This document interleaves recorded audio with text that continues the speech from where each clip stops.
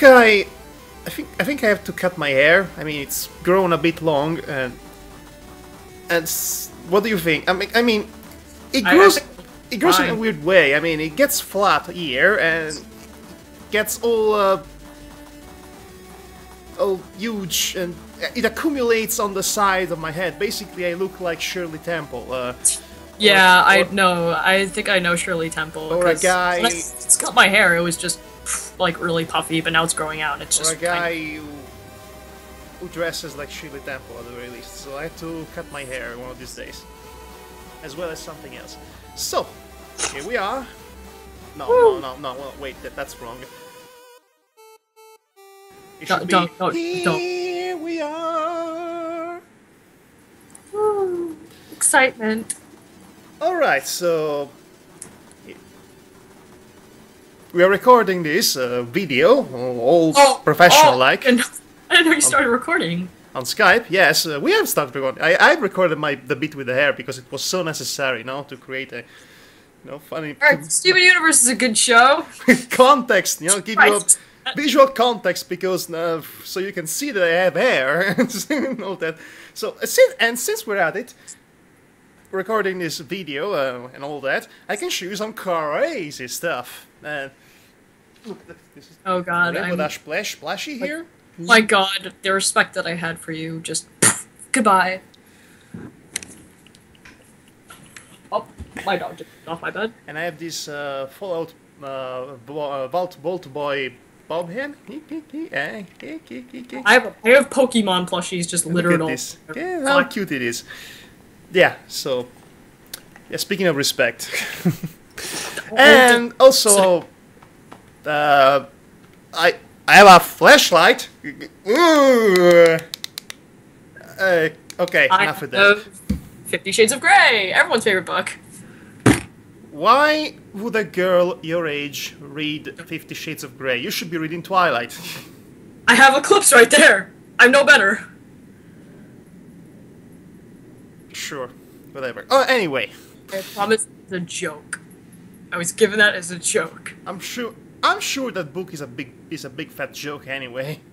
I mean, people read it because it's funny, more than anything. Funny.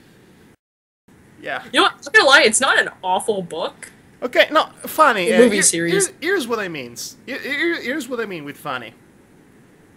My inner goddess is about to explode.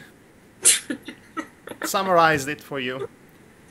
Okay, let's talk about what we're here to talk about, because we're here to talk about something. Show. What? Steven Universe is a good show. I'll say. Yeah, we're here to talk about Cartoon Network and specifically Steven Universe, but that's because, well, let's have a bit of an introduction here, a professional introduction and whatnot, because professionalism. This is a really good time for cartoon. This is a really good period of time for cartoons. Wouldn't you agree? Mm-hmm. Yeah. Uh-huh. I'm like, mm-hmm. Uh-huh. Yeah. Okay. Mm-hmm. Uh-huh. Keep talking. Go. I insist. It's a really good period of time for cartoons. And Steven Universe is kind of the current forefront for that benchmark in storytelling and characters development quality that cartoons are usually seldom to have, or at least used to. And I have to say, since we're talking about Steven Universe, this show does things differently. Real differently compared to other shows of its ilk, or even not of its ilk. Steven Universe is pretty much like the spiritual successor to Adventure Time. It's pretty much what we, like, when Adventure Time started getting into the plot-based episodes, we expected it to be what Steven Universe is now, but it kind of decided to stick around for a little bit. Yeah. But Steven Universe is different, where it actually sticks with a certain plot and actually develops. Steven Universe actually is different because it actually works, unlike Adventure Time. Oh, we're going to get there. We're going to get to Adventure Time and give it all the moment. Adventure Time. Adventure Time is an important show. Steven Universe wouldn't quite exist without Adventure Time, especially since the creator of Steven Universe... Yes. The episodes from Adventure Time she wrote, it came from the night, and she wrote most of the Marceline episodes. which is great because Marceline's a good character, and those are really good episodes. Yes, I was about to say the creator of Steven Universe came from Adventure Time. She worked on Adventure Time. In fact, there are a lot of former Adventure Time artists that pretty much got a career of their own and made outstanding things. For example, Over the Garden Wall. I haven't watched Over the Garden Wall. It's amazing! I've heard good things about Over the Garden Wall. Like, I'm not gonna lie, it looks really good. It's just I haven't gotten around to watching it because I've just been binge-watching Steven Universe. Okay, here's a little detail that I like about the main characters in Over the Garden Wall. The kids kind of look like the human avatar from Animal Crossing. I've seen the nose, the shape of the nose, and the shape of the heads. Okay, and again, we live in a... Okay, the era we live in is all thanks to Adventure Time, primarily. The way it inspired, it pretty much inspired that kind... It's inspired the humor, like the quirky kind of humor. I was talking more on a general overview of how things are right now. Adventure Time pretty much inspired everything. Because Adventure Time was a surprise to everyone, especially to Cartoon Network, because it started off as something like this, and it turned into something that's like this. I mean, it basically started off like this. Adventure!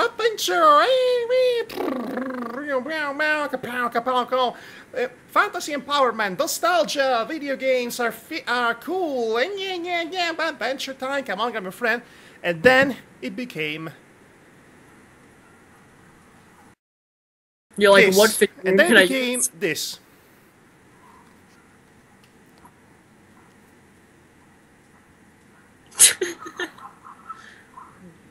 I will expand on that later on. That it would kill us. Well, actually, that's both his strength and his... we are talking about Steven Universe right now. Yes, we have Adventure Time for later on. No. Steven Universe is good. Okay. On one hand, Steven Universe does things that Adventure Time couldn't do right, not even in a million episodes, which might as well be a million episodes by now. But that's reductive. That's unfair to treat Steven Universe in a comparison with Adventure Time, because Steven Universe, it's its own beast.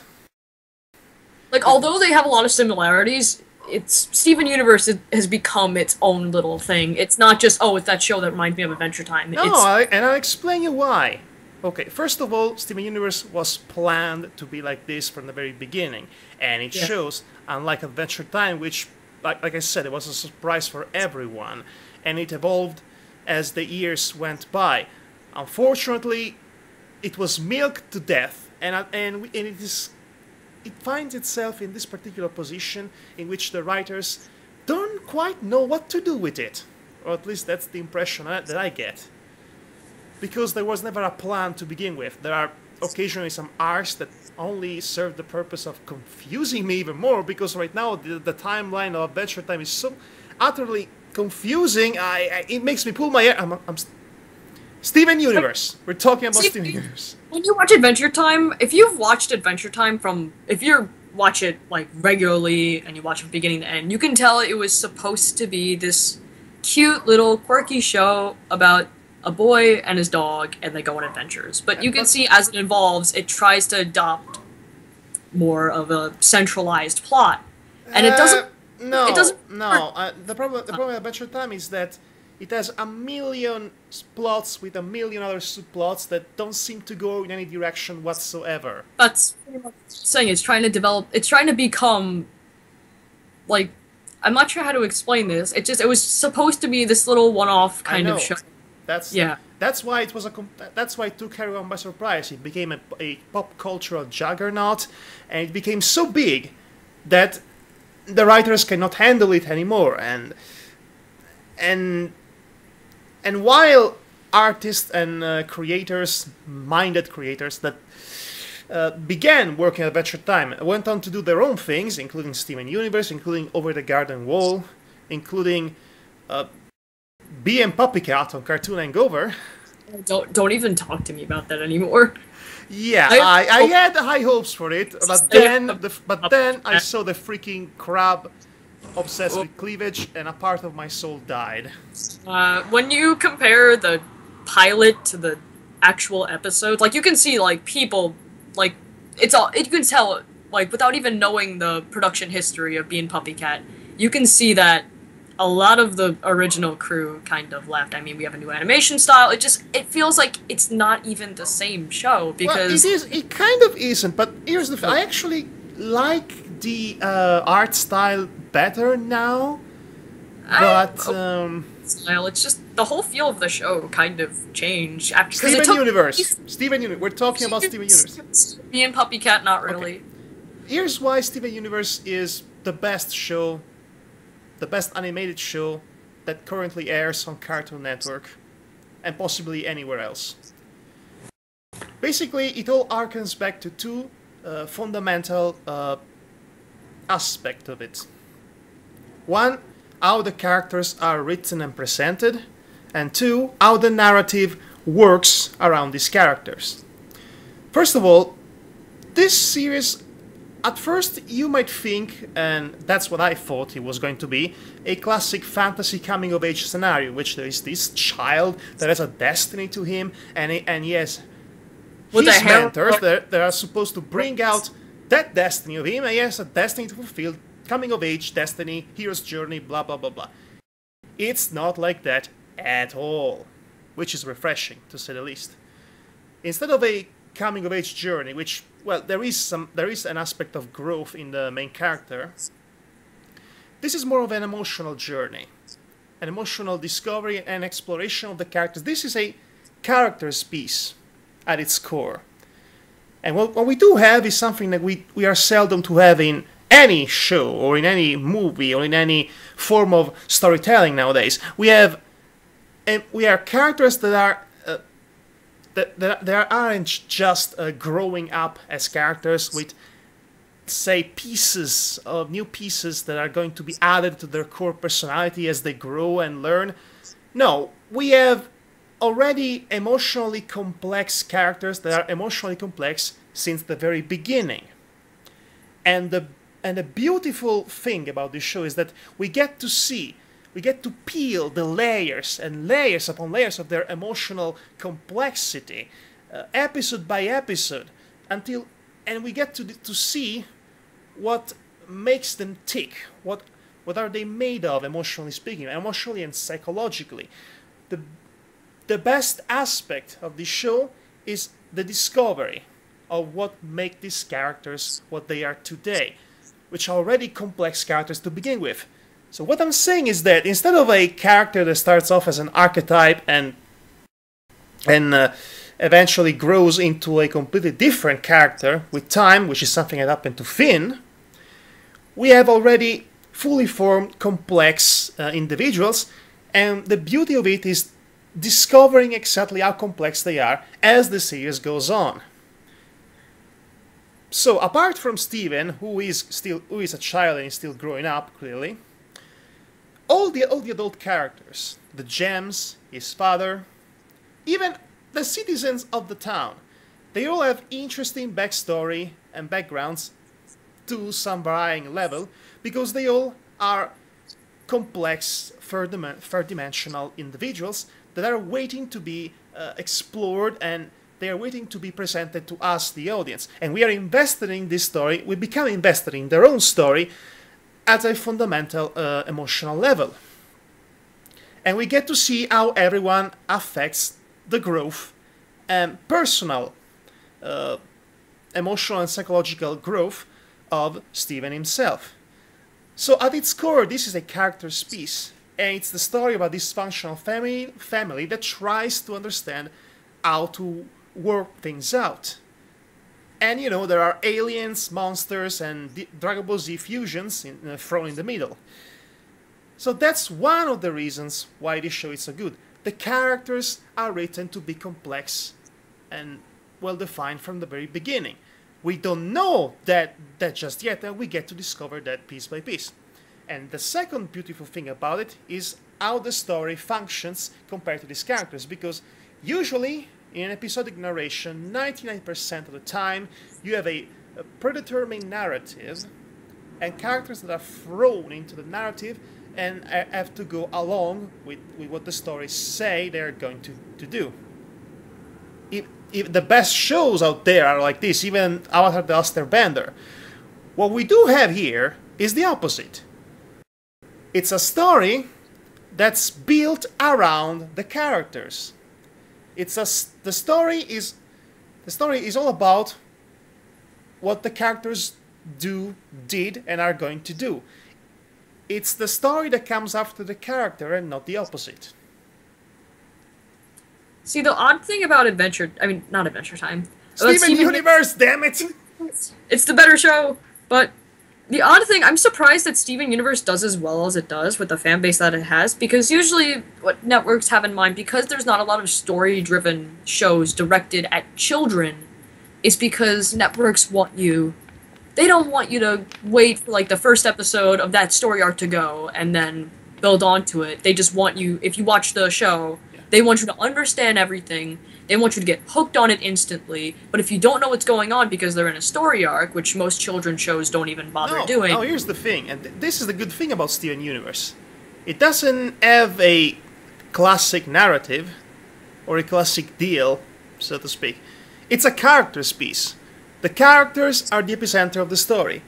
Your liking of this show will be determined by how much you're invested in the characters themselves. And the story is actually second-hand. I mean, the story comes after the character, because the story is built around the characters and not the other way around. That's why I was about to say, that's why Steven Universe does so well. Because even though it's different. Even though it does have a definitive plot that continues through episodes, it's one of those shows that you can actually get into, like, mid-season. Because even though, like, it may be in the middle of some sort of plot that may take a couple episodes, it manages to catch the viewer up, and you get so interested in the characters every single episode that it doesn't really need to. The feels! Oh god, the feels! This show brings on too many feels. Oh my! I never come across a show. I never come across an American cartoon that has so much focus on the sheer feels, man. The feels. At this point, every episode almost makes me cry. It's unbelievable. It's so well done. Did you see the newest episode with I've seen everything. I've seen it all. I've seen them also. This is probably one of the few cartoon shows that I've actually pretty much watched every episode. And oh god, all the feels. The show makes me cry. The music in the show is also very good. Like, sometimes I feel like they force songs in there, but they're actually good songs. Yeah, actually, yes. If I had to point out a flaw, that sometimes, I don't like when my 10 minutes long episode gets occupied by a 2 minutes long song. Like, they're not bad songs, it's just... No, they're not. They feel very forced sometimes. Yes, okay. Like, especially in that recent arc in which Garnet faces Jasper, and it's supposed to be a cathartic climax. Yeah, she starts singing an upbeat song. It's not like, the reason why they had a song is because, for one, Garnet's voiced in the English dub, because I'm not sure which one you watch. I watched the original English dub because I don't like it. It's the only way to enjoy. She's a singer, I know that. Like a famous singer, Estelle. Yeah, it's that's why they push for a song for Garnet. I'm surprised they didn't go for a song for Sugalite, because that's Nicki Minaj. I heard Nicki Minaj voices her. I mean, she does a great job. What? Nicki Minaj is the voice of Sugalite. I think that's the fusion between Garnet and Amethyst. I know Amethyst in there. Nicki Minaj voices... Wow. Okay. Nicki Minaj does a voice on Steven Universe, and she does... Wow. Color me surprised. And it doesn't ruin the show at all. I'm just glad they didn't give her a musical number, but I expected it. Oh yeah, well, when you have a singer guest starring in your episode, you're pretty much you're supposed to, well, expect a musical number. That's like having David Bowie in SpongeBob and not having him sing, which actually freaking happened.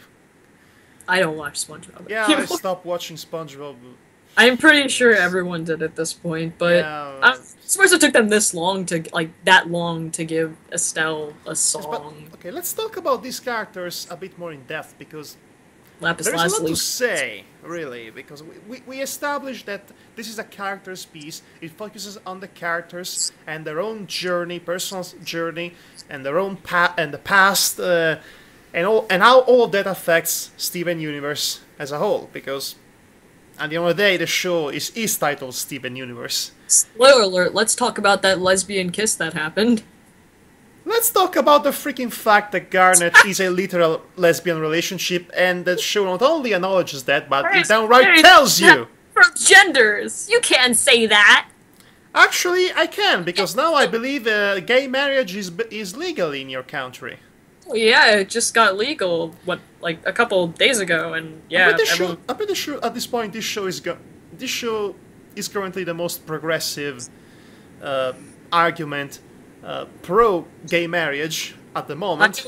Everybody freaked out when that kiss happened. I was sitting on Tumblr. I'm just like, oh, that's every post. Screenshot of that. Oh, fan art of that. Okay, I get it. It's a lesbian kiss. Lesbian kiss. Because according to Rebecca Sugar in an interview, they don't have genders, so I can't say it's a lesbian kiss. Well, but everyone assumes. Well, they don't have genders. Yeah, and but yet she says that, and yet Rose gets pregnant. What if male gems? What if any gem can get pregnant? Also, we don't know gem anatomy. They don't have a gender, but they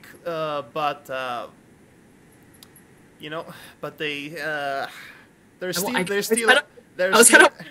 still Pearl, whom is completely madly obsessed and in love and adores Rose, and she pretty much worships her like some sort of goddess, and she's completely in love with her.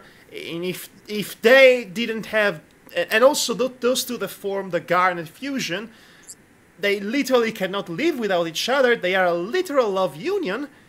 So the question is, if they do not have gender, how can they know, love? Before the episode where it shows Rose pregnant, or they reveal that she's pregnant, I was kind of hoping that they'd pull a reverse and make Greg pregnant. I mean, it makes absolutely no sense, but this is Gems. That would have been okay. Honestly, kind of would have ruined that really sweet thing that those two had going on in the past, and what we've shown so far about them. Because, oh, speaking of Steven Universe, did you see the Uncle Grandpa crossover? It was really funny, even though I don't care about Uncle Grandpa. The worst out of this, but this is probably the only episode of Steven Universe I did not stop laughing. You could see once they did the canon joke and the ship sinking. I'm like, oh, don't worry, it's not canon. They're getting here. They know their audience. Oh no, my ship is sinking. Also, the Gem Sona part, I was like, oh, they know their audience. Yes, they do know. That's nice. I was just sitting there shocked, oh, yes, God. I was not expecting a crossover with Uncle Grandpa, of all people. Oh, I personally don't. I was expecting a crossover with Adventure Time. Episode. Would it make more sense? Lapis Lazuli. Not exactly a villain, did I say? More like... Oh, she's one of my favorite characters in the show. Okay. Honestly, we don't know much about Lapis Lazuli, so she's one of the few that we don't know much about. It's kind of you're not sure if she's a villain, but you're not sure if she's a hero. It's very odd. I'm pretty sure what we do know about her is that she's scared, confused, and she's been sealed away for 5,000 years, and that's not good for anyone's psyche or emotional state.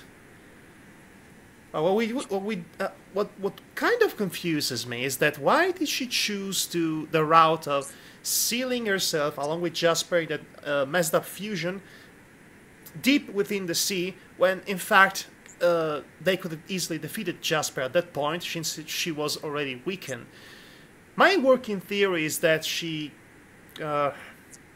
feels guilty about this whole thing with Steven Universe, and she's punishing herself for it.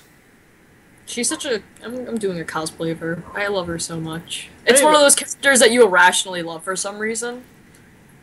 I don't know. but anyway, let's talk about the characters we do know about, and we do know about because, well, the show has been rather generous in exploring them, and never omitting anything. And in fact, it almost shocks me and surprise how much this show, at,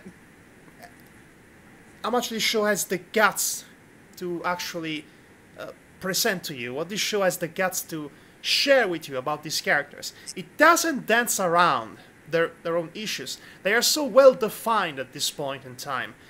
I mean, and not only that, but the way this show is built, like I said, the story develops around the characters, and No, the writing the is so real tight. the real question is, do you ship Katie and Lars? Sadie and Lars? I think the show shipped them for us.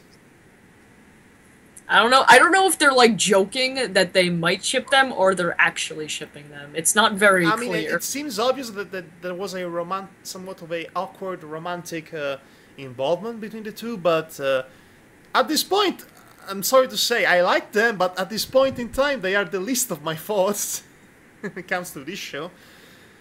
I mean, this show obviously loves its characters, even the side characters. Absolutely, and that's great because, you know, when every single character in a show is fully developed and fully defined and third dimensional and all that, it makes the experiencing their world all the much more an involving experience from an audience standpoint. In fact, I was saying this about this show, that this show is so tightly written that even when you come across an episode that just doesn't do it for you for one reason or another, you don't like how a certain character was portrayed or how certain events went, later on in the same series, you would have aspects of said characters revealed to you that would make these other episodes that you watched before and you didn't quite like retroactively good.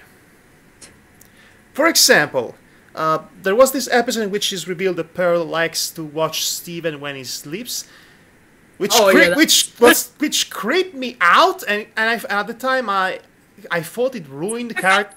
Charming, but now I'm looking back on it and I'm like, that's creepy. But now after what was revealed about Pearl and her complicated relationship with Rose, her fanatic worshipping of Rose, and which she would literally die time and time again to throw herself at danger, abandon all rationality for the one that she and only that she truly ever loved. When you see her break down in tears, shallower from herself, overcome by the emotion of grief that she hasn't yet. I'm sure that officially we've seen every gem break down at one point. Yes, we've seen. That's really good. Like, that's really good, absolutely, and it's and it's not like an isolated moment played out for laugh like would happen in Friendship is Magic most of the times. We don't talk about those things here. We don't talk about those dirty words. What dirty words? Friendship is magic. But it is magic. I still love that show. No, I'm sorry. I do not like that show at all. I'm not sugarcoating this anymore. And you're like, I'm dead in your eyes. Your problem. Anyway, you're lost. Anyway, what I was saying. Oh yes, Steven. I lost. Okay. Steven Universe. You made me lost my train of thought. That show. What was I saying? You made me lost my train of thought. Thank you for that. You're the best, Shannon. You're the best. You're the best. I need to. So let's wrap this up. No, actually, I was okay. Okay, I was saying that. Okay, so there was this episode in which Pearl creepily stares at Steven when he sleeps, which was creepy. But then there's another episode that reveals this facet of her personality that was bottled up until it exploded in a fountain of tears, which is her feelings about Rose, and that recontextualizes that scene in an episode like 20 episodes earlier. And it makes perfect sense that we should be so obsessed with Steven because he is the only living remnant of our beloved Rose. And part of her emotional journey is to make a distinction between Steven Universe and Rose and accept the fact that Rose is technically no longer with us. And so she has to move on, basically. And then there's Amethyst, who is actually reminds me quite a lot of my aunt when she was younger and more energetic. But let's not go there. Amethyst. Amethyst is kind of let me go. I got you, but she's pretty much Amethyst. It's that character that has a deeper sorrow, but she's afraid of actually exposing her true feelings, and she hides it under a facade of, easy, carefree easiness and all that. Namely, her conflict is that she was artificially made, basically, in that kindergarten thing. Amethyst is considered the outcast because she wasn't from where Rose and Garnet. Actually, and no, she's not considered the outcast. She considers herself the outcast. I wanted her to be considered an outcast. Let's face it, when they introduced the fact that she was artificially made, they kind of started treating her like that. Especially when you go back to where she was created. Yes, at the time, but that was vibe. Does it when the plot requires it to. Yes, they never actually mentioned it until that point. Yes, but this is then. That is then. This is now. Right now, in the eyes of both Garnet and Pearl, even though she's not good at expressing herself in these sort of things, they consider her part of the family. They don't view her as an outcast. It's really more. It's Amethyst more than views herself as an outcast at this point, and so it's mostly a self-inflicted. In fact, if you think about it, most of the conflicts here, most of the pains of these characters are self-inflicted. And then there's Garnet. Garnet is such a unique specimen. She's one of a kind. She's almost undefiable as a character. Wait, let's face it. Garnet is everyone's favorite gem. Please, no, don't ask me to choose a favorite. That would be like asking me to choose which is my favorite sister. I can't. But here's the thing.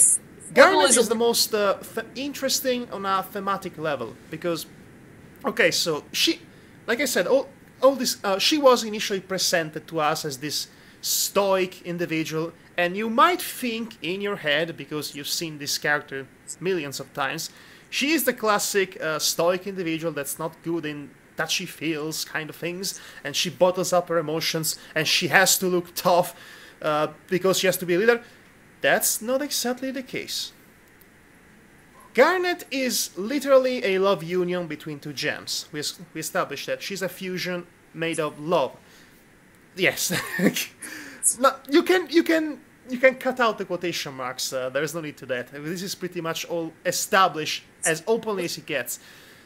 So honestly, in my opinion, professional opinion, yes, Garnet definitely has the most character development in the show because I feel like it's the most obvious. Because in the beginning, yeah, she's the stoic individual who needs to be strong, but you can definitely see her evolve from Steven.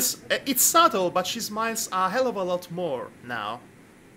Yeah, but you could notice a change over the episodes, especially in the recent one where she has not in the recent one. I think a couple episodes back. Yes. I'm not sure. She almost her fusion almost implodes because didn't feel surprised. I had it coming because she had all this character development leading up to this point. Now, actually, my interpretation of Garnet is a bit different. She was presented to us as this stoic characters that we thought she was stoic because she was hiding emotions.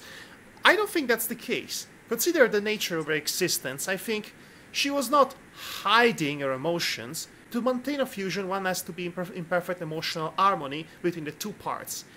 And that's what she is. She is the most emotionally well-developed and emotionally stable character in the show.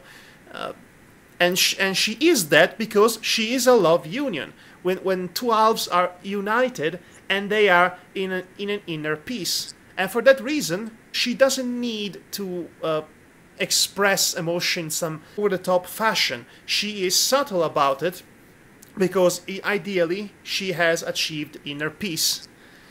which is great. It throws a giant monkey wrench on the classic stoic archetype character. All right, I think we should wrap this up. So Just because we're probably going to be beating the dead horse that Steven Universe is a really good show. It's a really good show. It's almost unparalleled in America. That is, it's almost unparalleled. It's definitely. I'm not going to say it's one of the kind, but it's definitely a thing to bring more things in common. It kind of is one of a kind if you think about it. But it's very slim to say that Adventure Time started it. Adventure Time. Okay, here's the. Okay, Steven Universe wouldn't exist without Adventure Time. We established that. But really, Steven Universe, other than some aesthetic callback to Adventure Time, and it doesn't really share much with it. Okay, first of all, it is a fully planned show from the beginning, unlike Adventure Time. It has characters that are complex to begin with. They are not characters that start off simple and then are added complexity elements as the show goes on.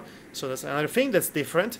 It knows how to tell its story. It knows what story it wants to tell, and it knows how to properly explore and develop its characters. I cannot say the same for Adventure Time in the long haul. So really, they are similar, but at the same time, they're completely different.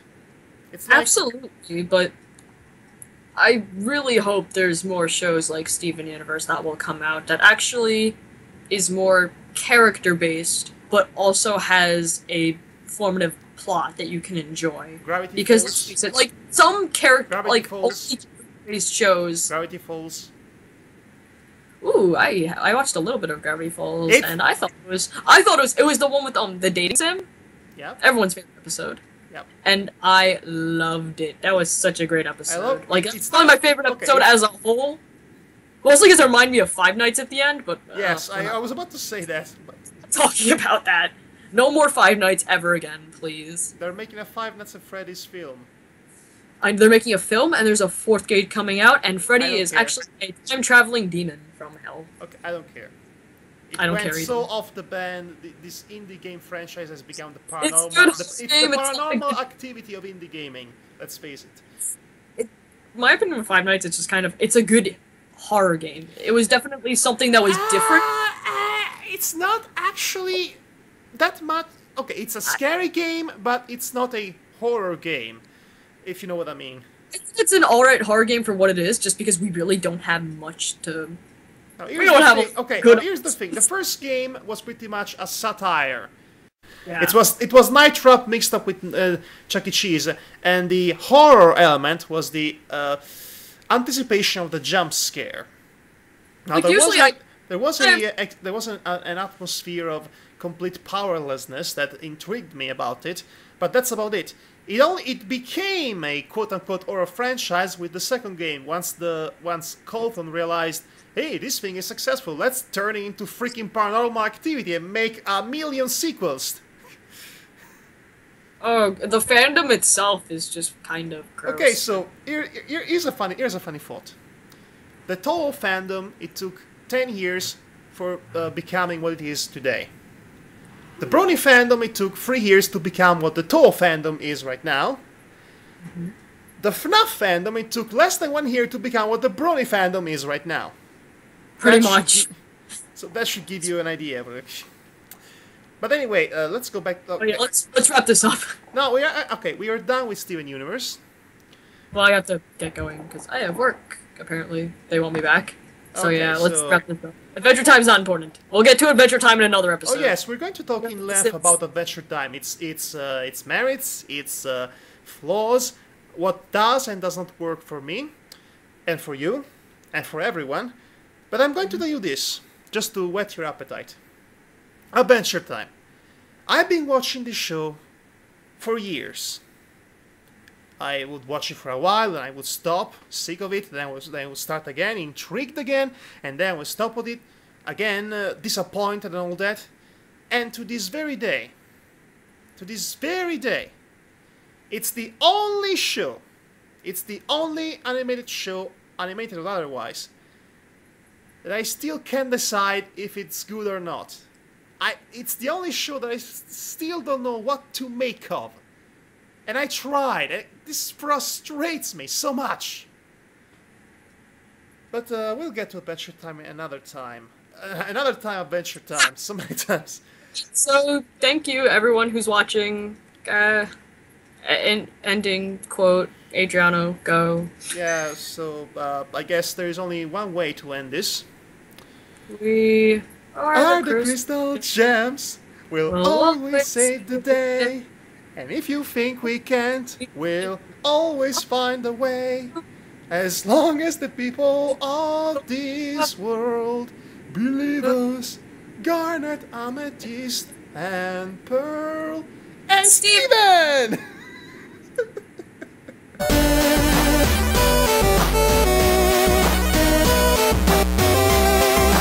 I love them. Why did they change the opening, the animated opening? I like the opening. I think it's fine, but... No, I mean, okay, so let me get this straight. Adventure Time, they had the same opening for 5 years, even though it's no longer a show that deserves to be called Adventure Time. Steven Universe, they changed the animated opening after the first season. I don't get it. Okay. Alright with it, it's not that different. It's just more peppier. I'm perfectly fine with that. Oh, it's the same song, but they changed the animation slightly. Why? Okay, why did they change the animation of the opening theme of this show, but they don't change the opening theme to Adventure Time, which needs to be completely changed. In fact, it needs to have a completely different name at this point. It should be called Growing Up Sucks Time. Because growing up sucks in a post-apocalyptic world time. Because that's pretty much the allegory here. It was once an allegory about childhood and nostalgia and what we liked about when we were kids, and now it's an allegory about growing up and slowly coming back into the reality of it all, in which life is harsh and you have to adapt. And it's really somber. The tone is completely shifted. Alright. But anyway, that's an argument for another podcast altogether, so thank you for joining us, everybody. This has been Madhog the Master, and this has been... I'm Shannon Kasane, hello. Shannon Kasane, not a real name. Woo! And this has been a podcast about Steven Universe, because... yeah, we love it!